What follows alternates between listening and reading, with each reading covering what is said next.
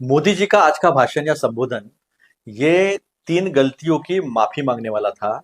और राहुल जी जो कहते हैं वो सही है और देश के हित में है, राष्ट्र हित में है, इसको साबित करने वाला था।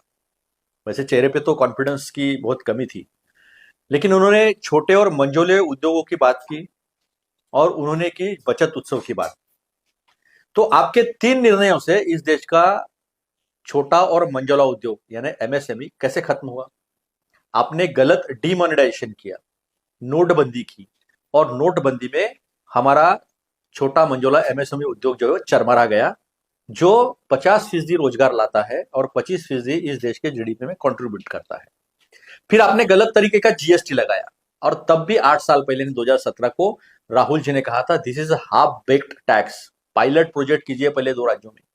आपने वो किया नहीं। उन्होंने कहा रेवेन्यू न्यूट्रल रेट, यानी जो बड़े बड़े बातें कर रहे थे ना आप आज टैक्स में, ऐसा टैक्स था, वैसा टैक्स था, इतने टैक्स था, तो उसका सिर्फ रेवेन्यू न्यूट्रल टैक्स यानी ज्यादा से ज्यादा 18% होना चाहिए। मनमोहन सिंह साहब ने उसका कैलकुलेशन 14.5% किया था।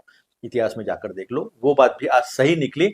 और मैंने 8 साल तक लोगों के हड्डियों से खून चूसा, लूट की, इसकी भी मान्यता, इसका भी एक्सेप्टेंस देने वाला आज का भाषण था। लाखों करोड़ों आपने लोगों को जेब से लूट लिए। 0%, 5%, 12%, 18%, 28% और 33%। नहीं थी क्या लूट लिए? लूट थी। आज आपने एक्सेप्ट कर लिया।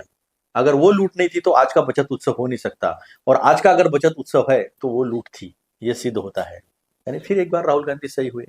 नोटबंदी गलत थी, राहुल गांधी सही हुए। ऑर्गेनाइज प्लंडर और लूट थी कहा था मनमोहन सिंह ने, वो बात सही निकली। गलत जीएसटी आपने खुद एक्सेप्ट कर लिया है।